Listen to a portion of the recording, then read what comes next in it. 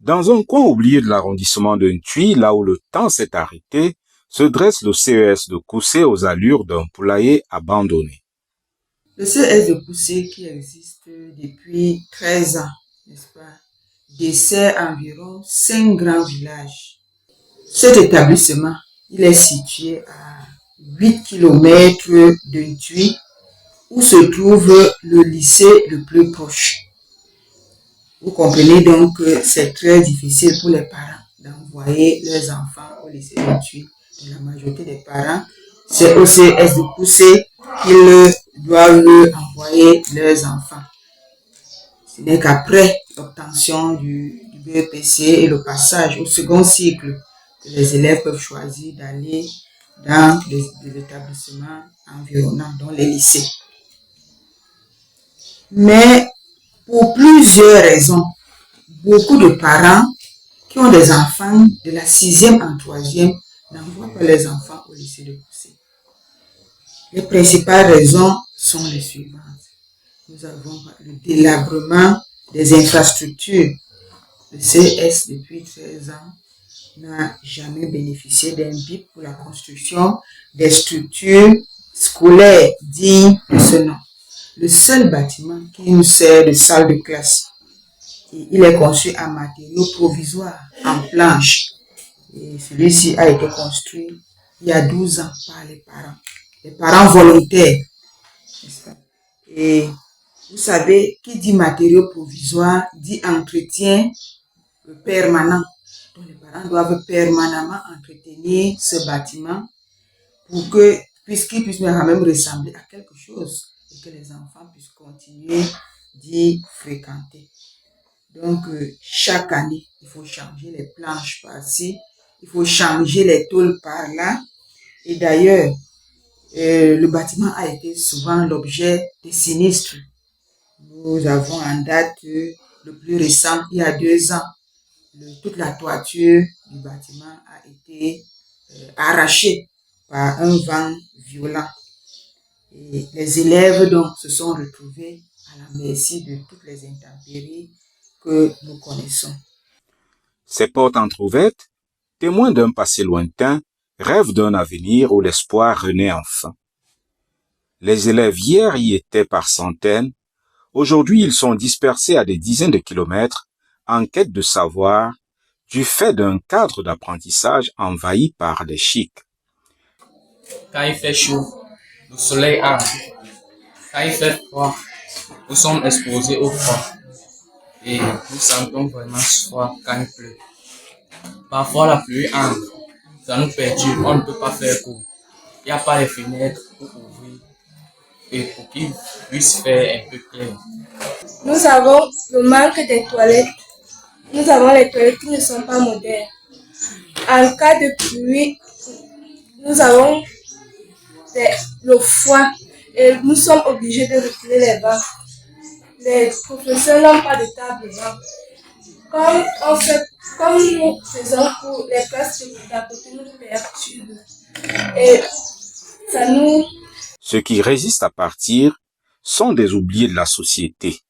Leur futur en suspens reste figé. Saison pluvieuse, donc, disais-je, la boue, les enfants se retrouvent dans la boue. En saison sèche, c'est la poussière. Et nous voyons donc toutes les maladies que cela peut comporter. Nous avons par exemple les problèmes respiratoires. Les enfants, ils sont là dans la poussière. Vous avez un enfant, il est malade, on ne sait pas ce qu'il a. Parfois, même les gens disent que c'est la sorcellerie, alors que ce n'est que les structures dans lesquelles l'enfant évolue chaque jour. Nous avons par exemple les chics. Vous avez la poussière, ça emmagasine beaucoup d'acariens. Donc, il n'y a même pas de structure sanitaire à l'établissement. Parce que même les enseignants, le petit bâtiment qui sert de bureau, qui abrite la salle du directeur, le bureau du surveillant général, le bureau de l'économe, nous avons un petit espace où les enseignants peuvent détendre lorsqu'ils ont fini leur cours, lorsqu'ils doivent même préparer un cours avant d'aller dans la salle de classe. Donc, nous n'avons même pas de salle informatique. Nous avons certes des machines, mais ces machines sont empilés quelque part parce que nous n'avons aucune salle digne de ce nom où nous pouvons installer ces machines. Il faut voir quand les enseignants doivent faire des cours digitalisés. Et ils le font. Ils font des cours digitalisés. Mais ils doivent user de toutes les astuces possibles. Coller des tableaux à gauche, aller coller sur tel mur, aller coller là-bas pour qu'on puisse avoir des cours digitalisés. Les toitures fuient, le mobilier laisse à désirer.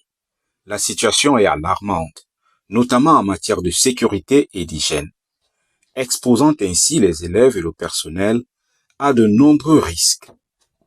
L'établissement, depuis sa création, n'a rien reçu de l'État, à part les enseignants.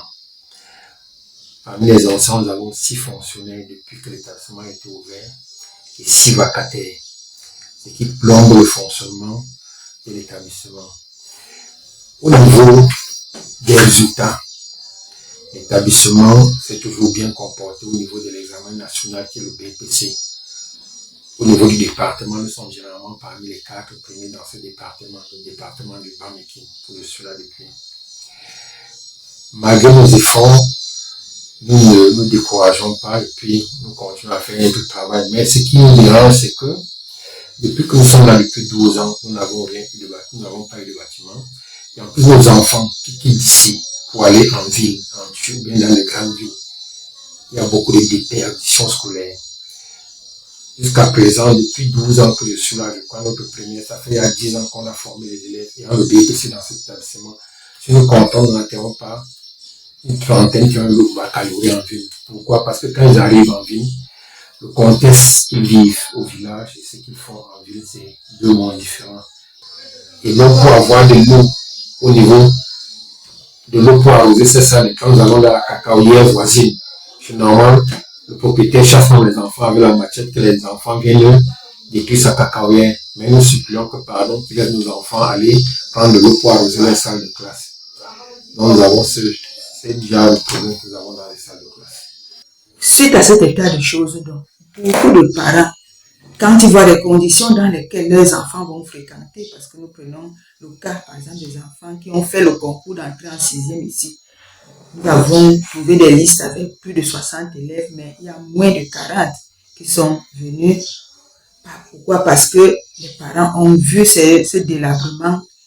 Ils ont préféré aller louer des chambres à leurs enfants dans les grandes villes, en l'occurrence la ville de Thuy, pour que les enfants puissent fréquenter là-bas dans de bonnes conditions. Nous appelons aux âmes de bonne volonté, afin que nos enfants qui sont dans les villages aux alentours, qui puissent rester avec leurs parents et aller à l'école sereinement.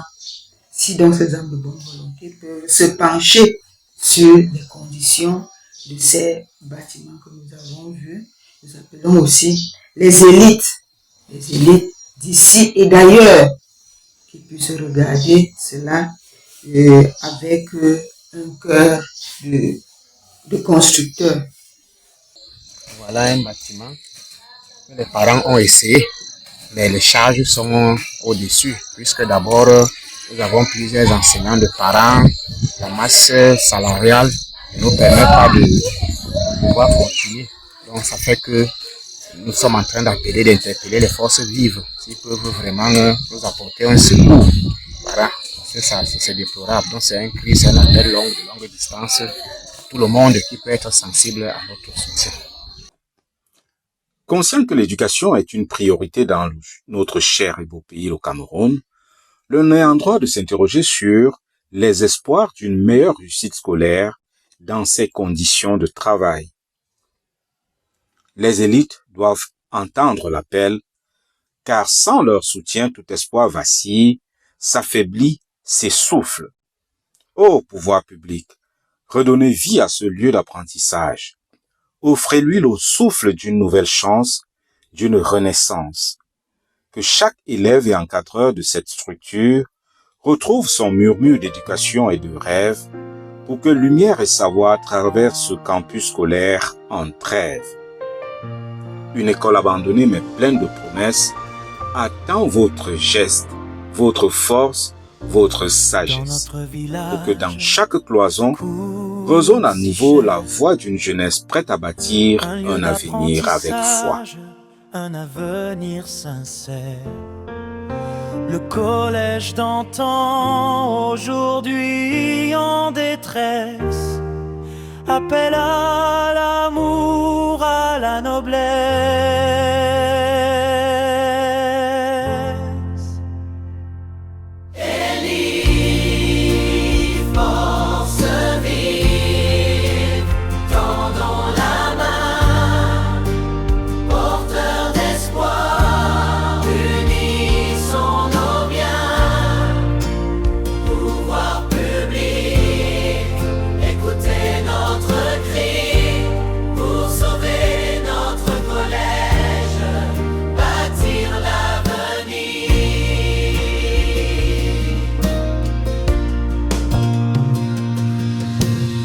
L'absence de salle de classe, l'espoir en danger. Mais notre cœur veut le voir ressusciter.